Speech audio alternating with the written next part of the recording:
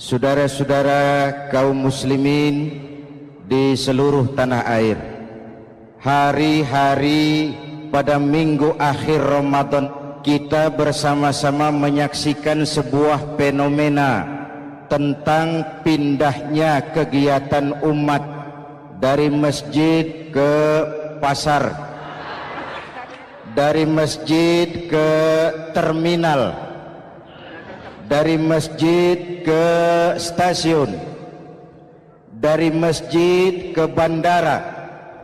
Apa boleh buat, itulah wajah kita, bahwa lebaran artinya mudik, bahwa lebaran artinya baju baru dan makanan.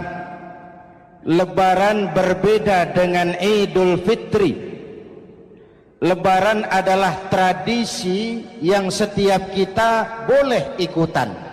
Siapa saja boleh ikut lebaran, tapi tidak tiap orang bisa merayakan Idul Fitri. Mau puasa atau tidak puasa, boleh lebaran. Tidak dilarang sama petugas keamanan. Mau ibadah Ramadan atau tidak melaksanakan ibadah Ramadan, boleh ikut lebaran. Tapi tidak berarti merayakan Idul Fitri, karena selalu ada kos dari apa saja yang kita lakukan. Saya mau cerita, mau dengar nggak? Ada dokter gigi, dokter baru. Satu sore praktek, pasiennya 4 orang nunggu duduk jejeran.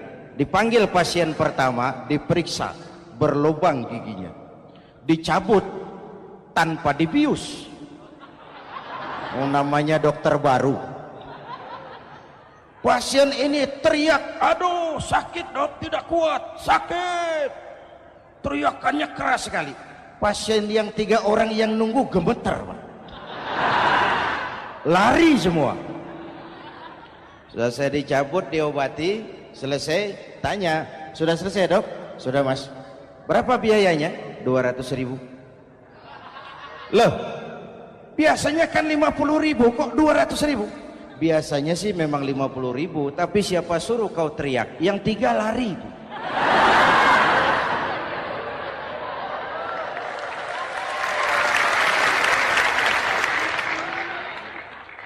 Cerita pendek ini ingin berpesan kepada kita, selalu ada ongkos yang harus kita bayar dari apa saja yang kita lakukan. Mau ibadah atau tidak, mau jadi orang baik-baik atau jadi bajingan paling tengik, mau berbuat salah atau berbuat soleh, selalu ada kosnya, selalu ada ongkosnya. Kita bicara kembali kepada fitrah, Idul Fitri. Bagaimana caranya? Pertama, saya ingin mengutip bagian pendek dari ayat 185 Al-Baqarah. Walitukmilul iddata walitukabbirullaha ala ma hadakum wala'allakum tashkurun. Ada 4 hal dari cuplikan ayat pendek ini. Pertama, walitukmilul iddata, hendaknya engkau sempurnakan jumlah bilangan hari puasamu. Berpuasa sebulan penuh. Sebulan penuh itu bisa 29, bisa 30. Pak, kalau beda pendapat bagaimana? Ada yang lebaran tanggal 5, ada yang lebaran tanggal 6. Hadirin, bagi yang punya kemampuan berijtihad, silahkan melakukan ru'yatul hilal. Bagi yang tidak, lebih aman ikut pesan Nabi. Apa pesan Nabi? Fa iza ikhtalaftum fa alaikum bisawadil a'zam ma'al haqqi wa ahlihi. Kalau kamu berbeda pendapat, ikut golongan terbanyak yang benar dan ahlinya. Jadi walaupun banyak, kalau tidak benar dan bukan ahlinya, tidak usah ikutin. Banyak, benar dan ahlinya. Contoh, 100 insinyur berbeda pendapat dengan 10 kiai tentang doa kunut. Yang diikuti pasti 10 kiai, bukan 100 insinyur. Betul? Atau sebaliknya, 10 insinyur berbeda dengan 100 kiai tentang konstruksi jembatan. Yang diikuti tentu 10 insinyur benar dan ahlinya. Maka yang paling aman kita punya Departemen Agama.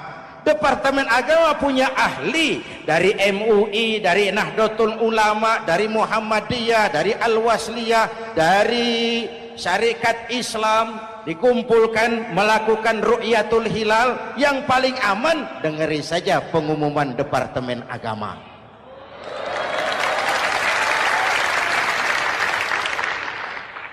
Tapi tetap menghormati mereka yang meyakini 1 Syawal jatuh pada tanggal 5. Beda boleh, marah jangan. Jelas? Saudara boleh suka tempe, tapi jangan menghina orang yang tidak suka tempe. Saudara boleh senang tahu, tapi jangan ngenyek karo wong yang senang tahu. Hadirin yang saya hormati, walitukmilul iddata. Kalau mau kembali kepada fitrah, sempurnakan jumlah bilangan hari puasamu. Makna sempurnakan di sini 2, sempurnakan 1 bulan penuh dan sempurnakan semangat puasamu. Walaupun Ramadan berakhir, puasa jangan selesai. Kenapa? Tangan kita masih tetap terus puasa dari mengambil yang bukan milik kita. Lidah kita walaupun Ramadan sudah selesai tetap berpuasa dari memfitnah dan menggunjing orang lain. Kaki kita walaupun Ramadan sudah selesai tetap puasa dari berjalan ke tempat yang tidak baik.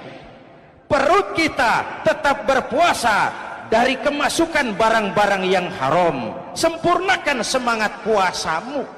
Sikap disiplin, sikap jujur, merasakan kehadiran Allah dekat dalam hidup. Nih contoh ringan. Tadi waktu asar dan zuhur saudara sholat apa tidak? Sholat. Waktu sebelum sholat kan berwudu. Ketika berwudu kan berkemur. Umpama waktu berkemur itu saudara korupsi, sedikit saja airnya saudara minum, saya yakin jangankan petugas keamanan, teman wudhu sebelah pun tidak akan tahu kalau waktu berkemur saudara korupsi. Kalau selesai Ramadan ini diterjemahkan, insya Allah negara kita bersih, berkurang korupsinya. Hadirin yang saya cintai, saya kembali kepada pesan Al-Baqarah 185 tadi. Walitukmilul iddata, sempurnakan jumlah bilangan hari puasamu. Puasa sebulan penuh dan kemudian lanjutkan semangat Ramadan. Disiplin, merasakan diri di bawah pengawasan Allah. Sekarang ini Allah ditekan. Kita iman dalam ucapan tapi sekuler dalam perbuatan. Tuhan cuma ada di masjid, di kantor Tuhan hilang, maka korupsi merajalela. Tuhan cuma ada di masjid, di pasar Tuhan hilang, maka timbangan tetap curang. Iman dalam ucapan tapi sekuler dalam perbuatan. Kalau jiwa dan semangat Ramadan kita bisa terapkan, insya Allah korupsi akan berkurang. Sekarang kan kita prihatin, yang tadinya teriak-teriak wong cilik malah ribut rumah mewah. Yang tadinya teriak-teriak rakyat kecil, sekarang malah ribut soal villa 5 miliar. Ini kan menyedihkan, memilukan dan memalukan. Tidak punya sense of crisis. Nah, saya juga nggak tahu apa itu. Udah dengerin aja, kenapa sih? Usil bener. Padahal ekonomi kita masih terpuruk. Lapangan kerja sulit.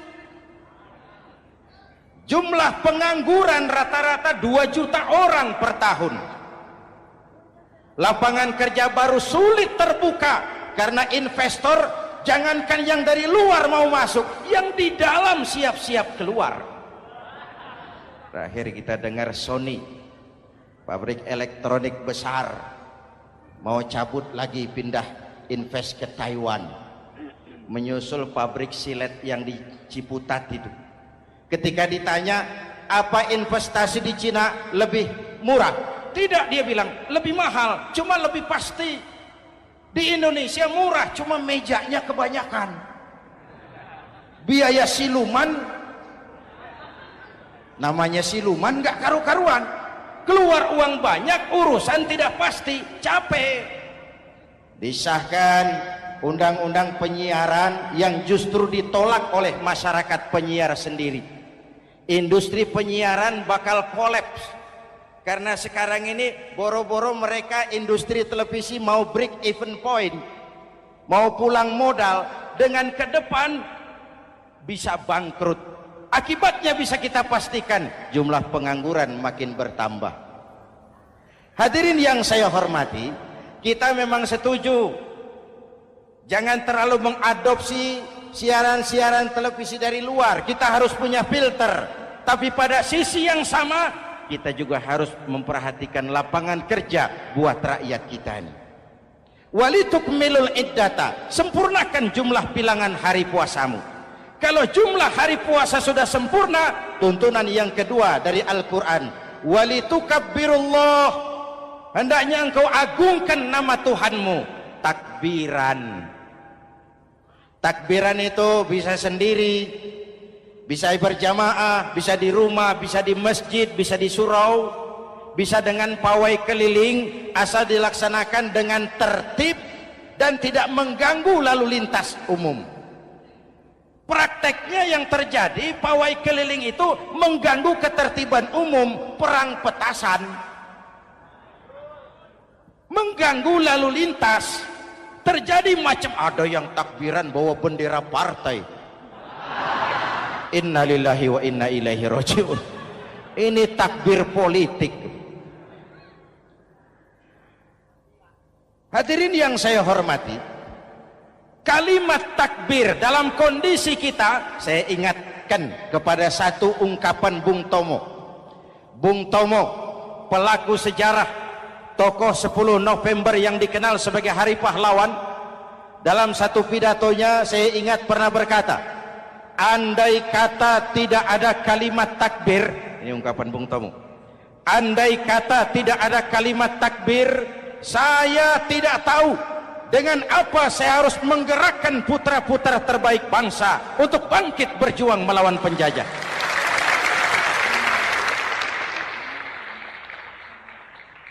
Ketika Allahu Akbar itu londo, kelihatannya kecil, meriam nggak meleduk. Dahulu orang-orang tua kita cuma ada dua kata, merdeka atau mati. Tidak berpikir nanti kalau menang dan merdeka saya jadi wali kota di mana.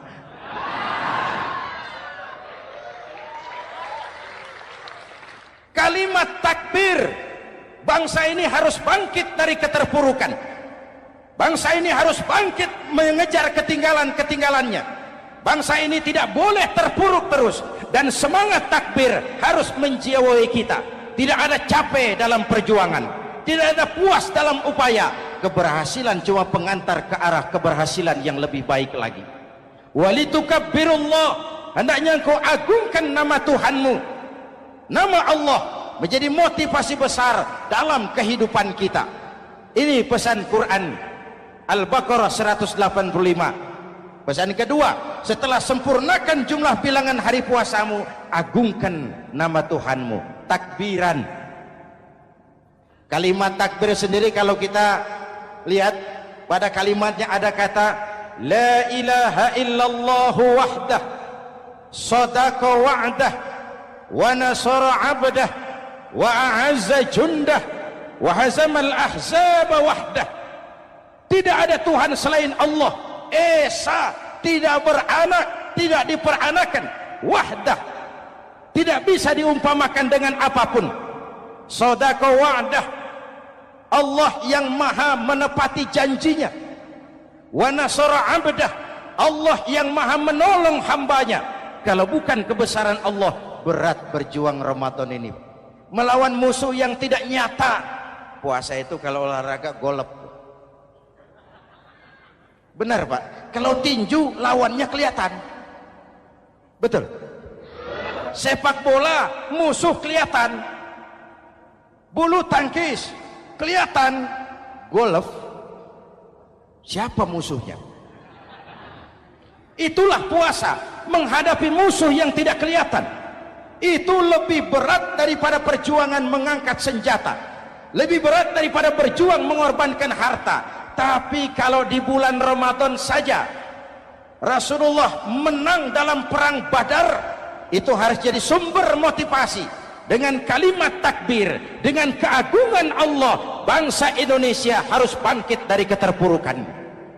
Ibu bapak hadirin yang saya hormati, jadi bukan akhir Ramadan lalu sibuk beli baju.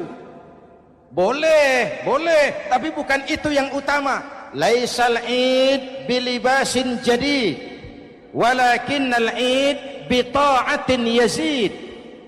Idul Fitri bukan pakaian baru. Idul Fitri adalah ketaatan yang meningkat, yang telah ditempa, digojlok, digembleng oleh Ramadan.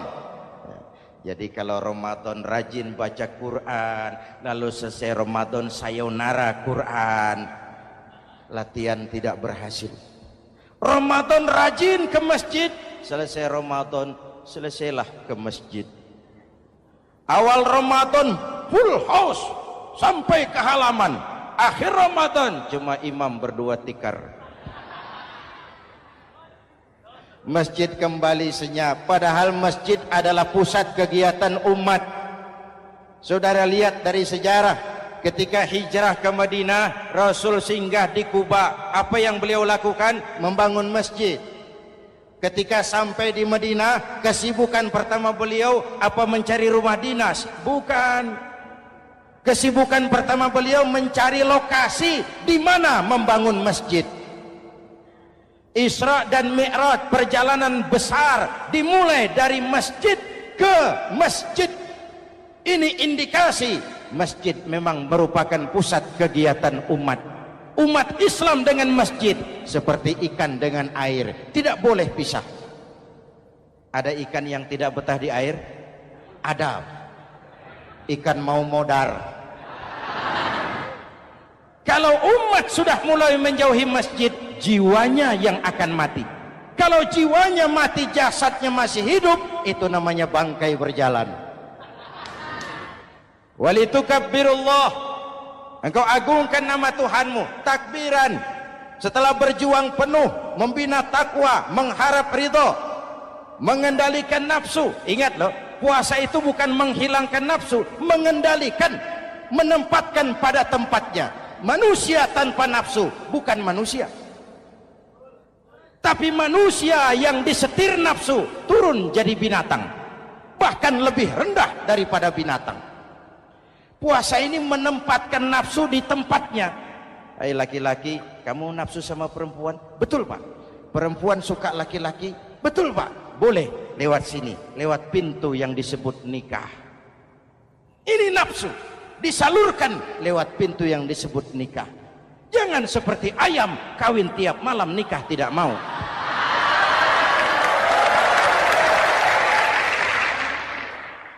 Hai manusia, nafsu kepada materi, kepengen kaya? Iya Pak, boleh. Usaha yang halal, jual beli yang halal. Wa ahallallahu al-bai'a wa harrama riba. Allah halalkan jual beli. Jangan ingin kaya lalu makan renten, ingin kaya lalu korupsi, ingin kaya lalu buka peternakan tuyul.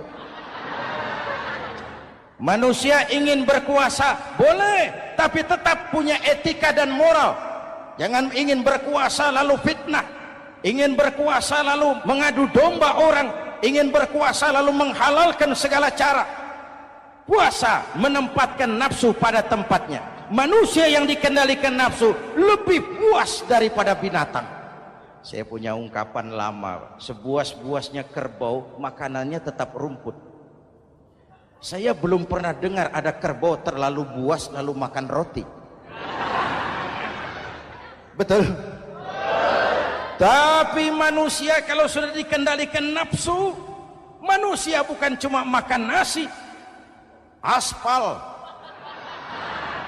semen, kertas, minumnya solar, jauh lebih buas daripada binatang. Inilah puasa, arep nguwong ke wong, agar manusia itu jadi dirinya, fitrahnya, jangan dikendalikan oleh nafsu. Kita ini sudah diciptakan fi ahsani taqwim. Masya Allah. Presented by The Integral CJ's Management.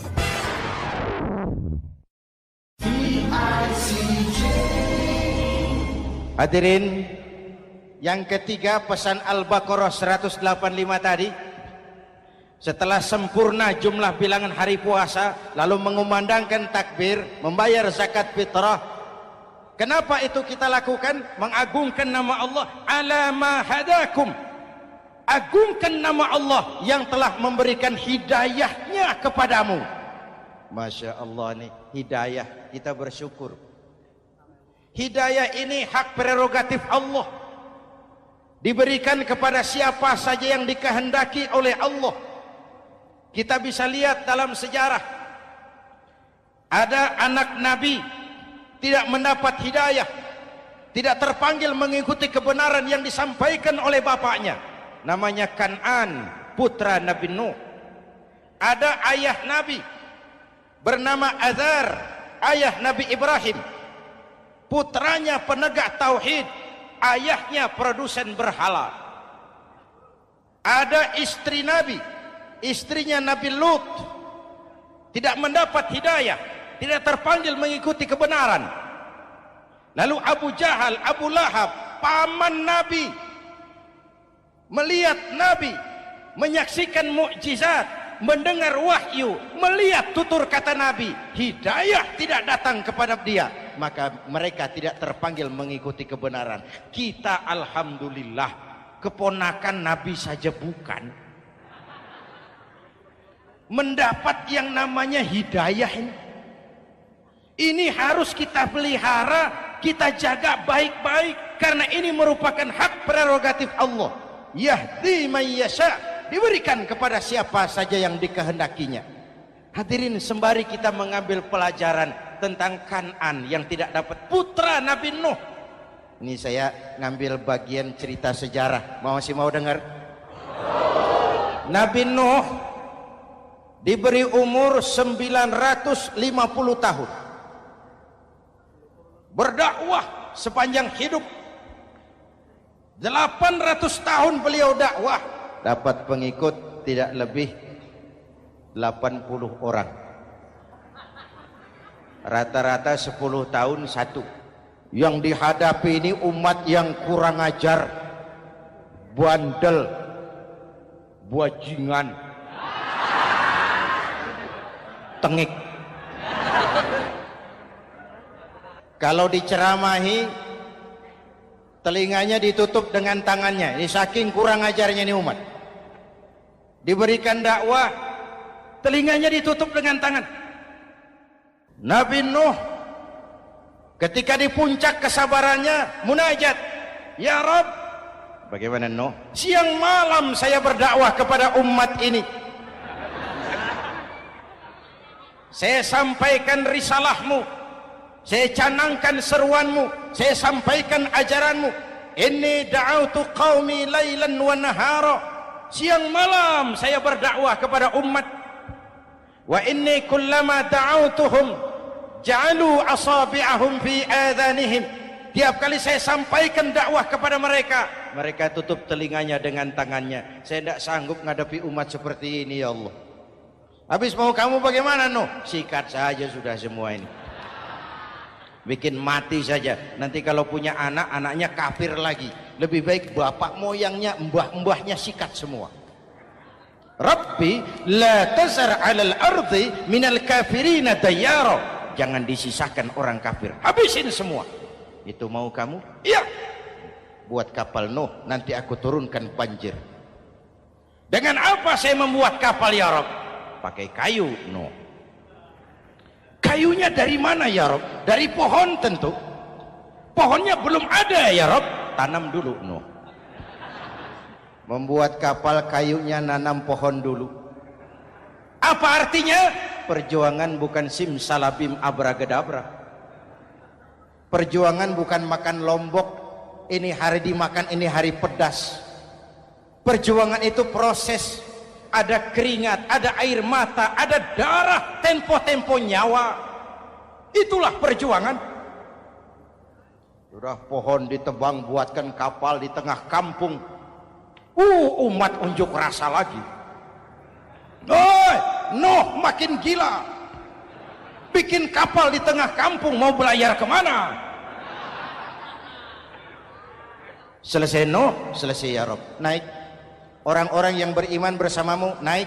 Binatang serba sepasang, naik. Naik Nuh, naik. Orang beriman, naik. Binatang serba sepasang. Gerimis mulai turun. Setelah kapal semua terisi, Nabi Nuh kontrol. Sudah naik semua? Sudah. Nuh, Mas Bejo ada? Ada. Bawa Painem, naik sudah, masuk. Oke. Hei. Kan'an anak saya ikut tidak naik kapal. Kami tidak lihat Nuh. Turun ke bawah. Ada Kan'an. Kami tidak lihat Nuh. Naik ke atas buritan. Kelihatan Kan'an tidak ikut naik kapal. Kumpul bersama orang kafir di daratan. Inilah potret kehidupan. Kumpul dengan orang-orang kafir. Berapa banyak anak-anak kita tidak mau ikut orang tuanya ke masjid. Kumpul dengan orang-orang kafir di tempat maksiat. Nuh karena sayang kepada anak, dari atas kapal memanggil, ya bunayya rkam ma'ana. Ya, ini bahasa orang manggil Pak. Kan'an, kesini nak, naik kapal sama papi. Ini terjemahan bebas. Jawab Kan'an di bawah, tidak mau Pak, saya di sini saja. Jangan nak, Allah sedang murka, akan turun banjir. Kalau datang banjir Bapak, sa'awi ila jabalin ya'simuni minal ma'. Saya akan naik ke gunung tinggi yang bisa menyelamatkan saya dari banjir. Kan'an naik ke gunung tinggi, gunung pun tenggelam dihantam banjir. Dalam puncak kepedihan, Nabi Nuh akhirnya sadar, ya Allah, kalau orang kafir tenggelam, memang saya yang minta, tapi Kan'an kan anak saya. Nuh, anggap Kan'an bukan anakmu.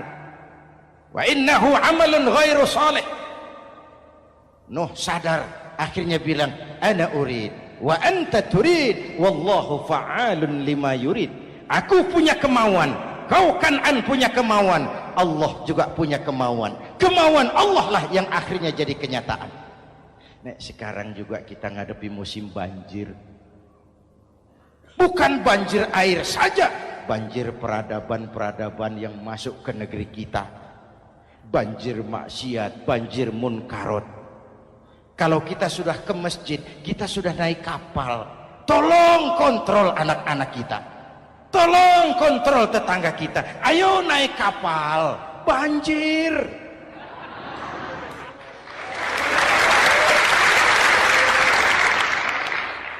Ditutup ayat ini dengan wala'allakum tashkurun. Atas hidayah yang diberikan kepada kita, kita bisa melaksanakan ibadah Ramadan, bisa takbiran, dan diakhiri dengan ungkapan tasyakkur. Tasyakkur dan tafakkur, mensyukuri nikmat. Saya berulang kali mengingatkan, nikmat bisa berubah menjadi azab kalau kita tidak pandai mensyukurinya. Bayangkan Pak, tahun 87-an kita itu jadi negara yang berswasembada pangan. Beras kita cukup untuk rakyat kita. Sekarang kita jadi pengimpor beras terbesar.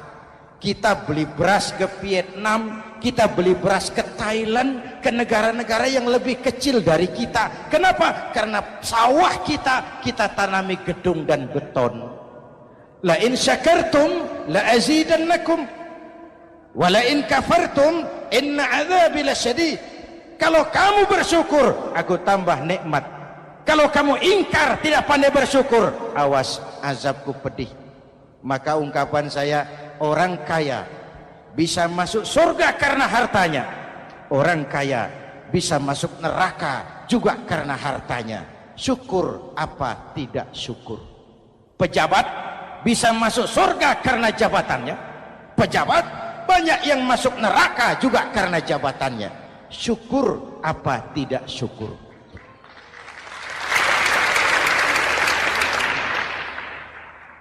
Orang alim, kiai bisa masuk surga karena ilmunya. Orang alim pun bisa masuk neraka lebih dulu dari penyembah berhala juga karena ilmunya. Syukur apa tidak syukur? Kasih jabatan sebagai pemimpin lalu menyadari sayyidul qaumi khadimuhum. Pemimpin suatu umat adalah pelayan bagi umat itu. Pelayan harus melayani, bukan minta dilayani. Selama ini kita memandang jabatan itu jalan pintas menuju kaya. Jabatan itu artinya kekuasaan dan fasilitas, maka yang lahir rampok-rampok baru.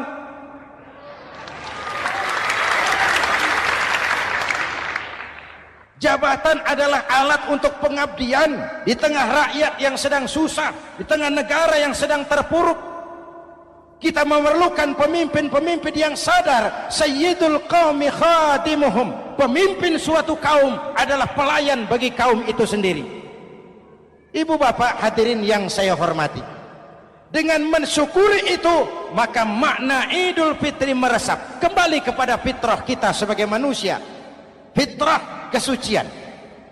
Secara sederhana orang gambarkan kembali kepada fitrah seperti bayi baru dilahirkan oleh ibunya, bersih, suci, tanpa dosa, lantaran sudah dibersihkan oleh ibadah Ramadan.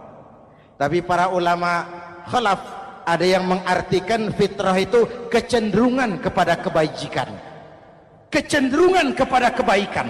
Itu juga fitrah. Kembali kepada fitrah manusia, kecenderungan untuk berbuat baik. Kita lahir bayi tidak punya dosa, betul? Tidak ada dosa warisan dalam Islam. Kalau harta warisan ada, dosa warisan tidak. Karena itu dalam Islam juga tidak ada penebusan dosa. Kalau dosa bisa ditebus dengan uang, tentu Menteri Keuangan nomor 1 masuk surga.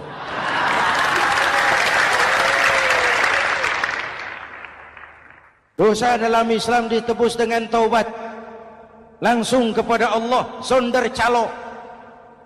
Hadirin yang saya hormati, kembali kepada fitrah seperti bayi baru dilahirkan oleh ibunya, bersih, tidak punya dosa kepada Allah lantaran sudah dibersihkan oleh ibadah Ramadan. Soalnya kemudian kita kan tidak hanya bersalah kepada Allah, kita ini juga bergaul dengan sesama manusia, betul? Sebuah hadis, sahabat ditanya oleh Rasul, atadruna manil muflis? Saudara-saudara, tahu kamu siapa orang yang bangkrut? Oh Rasul, orang bangkrut yang tidak punya uang, orang bangkrut yang tidak punya harta. Salah kata Rasul, innal muflisa min ummati, yang bangkrut dari golongan umatku, yang besok di hari kiamat datang menghadap Allah dengan membawa pahala solat, membawa pahala zakat, membawa pahala haji, membawa pahala sedekah pada satu pihak. Sementara pada sisi yang lain sebelah kiri, orang ini juga datang membawa kesalahan karena pernah mencaci maki orang, pernah memfitnah orang, pernah memakan harta orang dengan cara yang zalim. Satu sisi bawa kebajikan, sisi lain bawa kesalahan. Kalau ini yang terjadi, bagaimana nasib kita? Kata Nabi, Tuhan, ini pahala solat saya, ini solat yang wajib, ini yang sunnah, rawatibnya, nawafilnya. Datang orang, sebentar Tuhan, apa? Dia memang rajin solat, tapi saya pernah dicaci maki, hancur nama saya, remuk hati saya. Di dunia saya tidak bisa membalas karena dia lebih berkuasa. Sekarang saya menuntut keadilan. Betul?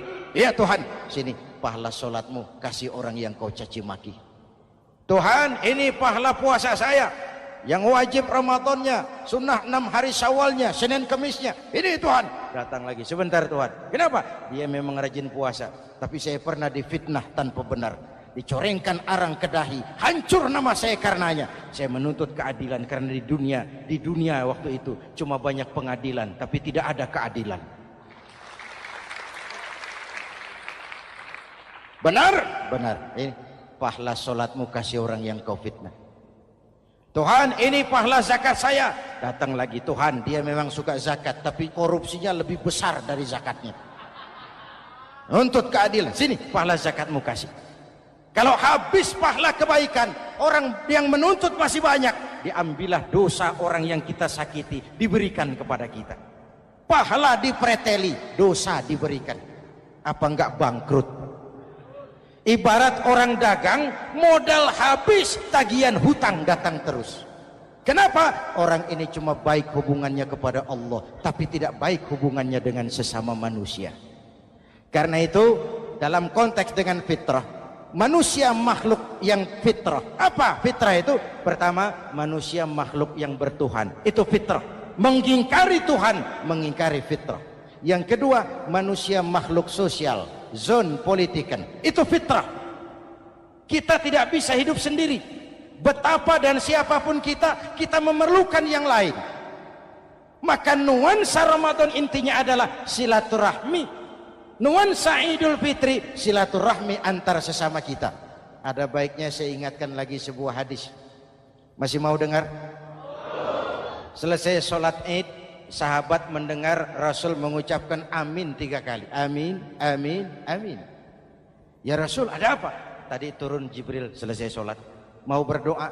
Muhammad, aku mau mohon kepada Allah, mau kau aminkan? Silahkan Jibril. Jibril doa, Rasul amin. Doanya 3 macam permohonan, maka Rasul 3 kali mengucapkan amin. Kalau sudah Jibril yang doa, Rasul yang amin, apa iya doanya ditolak? Apa isi doanya? Yang pertama, ya Allah, doa malaikat Jibril, hari ini 1 Syawal, waktu itu doanya, saya mohon kepadamu, jangan engkau terima puasa dan ibadahnya anak yang durhaka kepada ibu bapaknya. Rasul mengucapkan amin. Renungan buat kita. Itu sebabnya barangkali sesibuk-sibuk di Jakarta masih mau mudik nemui orang tua. Yang kedua, ya Rabb, saya mohon kepadamu, jangan engkau terima puasa dan ibadahnya istri yang durhaka kepada suaminya. Amin. Kedengaran, Bu? Ada ibu-ibu tanya, Pak, kalau suami yang durhaka sama istrinya bagaimana? Hadisnya tidak menjelaskan itu, Bu.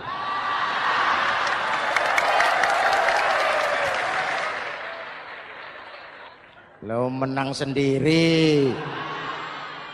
Yang jelas suami itu presiden rumah tangga, dimintakan tanggung jawab tentang istrinya. Nah, istri swargo manut neraka kadut. Ketika pulang Isra Mi'raj saja Rasul bercerita, aku diperlihatkan neraka. Neraka ya Rasul? Iya. Lalu aku lihat isinya kok kebanyakan perempuan. Perempuan. Laki bagaimana? Laki juga tidak sedikit. Cuma kebanyakan perempuan. Ya Rasul, apa mereka tidak sholat? Sholat. Apa mereka tidak ngaji? Oh, rajin mereka sama suaminya. Kenapa banyak mereka di sana? Rasul senyum dan menjawab, hunna yakfurnal asir. Umumnya perempuan kurang bisa terima kasih sama suaminya.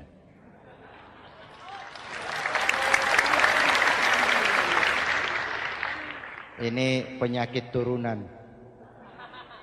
Oi, ngaku oi. Lalu yang ketiga, ya Allah, hari ini saya mohon kepadamu, jangan engkau terima puasa dan ibadahnya muslim yang tidak mau memaafkan sesama saudaranya muslim.